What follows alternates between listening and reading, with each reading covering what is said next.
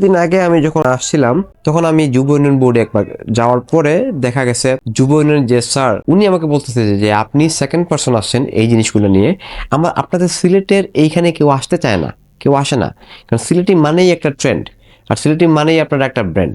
উনি এটা বলার পরে আমি একটু হাসি দিলাম। আমি বললাম আসলে আপনি যদি মাইন্ড না করেন, কারণ দেখেন আপনারা তো যখন অ্যাডভার্টাইজমেন্ট করেন তখন আপনারা ছোটো মোটো ডাক ডাক বা সিলেটের বাণী আমাদের যেটা জাতীয় পত্রিকা এখানকার, তো আপনারা ছোটো করে একটা অ্যাড দেন যেটাতে ভালো করে আসলে কেউ দেখতে পারে না যে আপনাদের কার্যক্রম কি, আপনারা কখন ট্রেনিংয়ের জন্য ইয়ে করতেছেন, সবাই কিন্তু জানে না।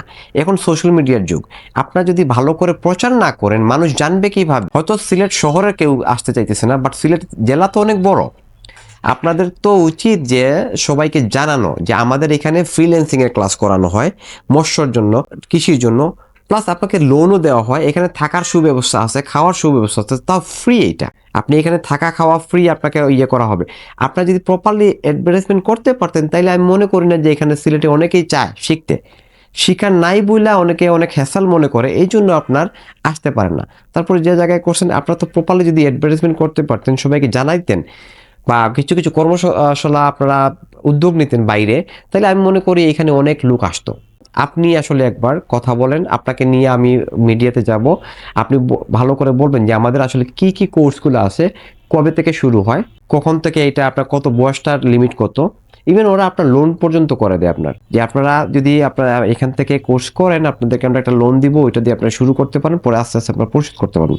দেখেন আমাদের সিলেট জেলার সবাই তো আর বড় লোক না, সবাই তো আর বিদেশি না, অনেক আছে। আমাদের ওই মানুষগুলারকে খবর নিতে হবে। আমরা তো শুধু চিন্তা করি আমি কিভাবে খাবো, আমার ফ্যামিলি কিভাবে ভালো চলবে, আমার ফ্যামিলি ভালো কিভাবে করবে, এই জন্য আমরা অন্য কারো খেয়াল রাখি না। এমন একটা ট্রেডিশন চলে আসতেছে, এইটা আসলে কারো জন্যই ভালো না। এজ এ মুসলিম হিসেবে আমি বলবো আপনি খাওয়ার আগে চিন্তা করতে হবে আপনার প্রতিবেশী যে আছে ওর অবস্থা কি, ও ভালো করে খাওয়া দাওয়া করতে পারতেছে কিনা।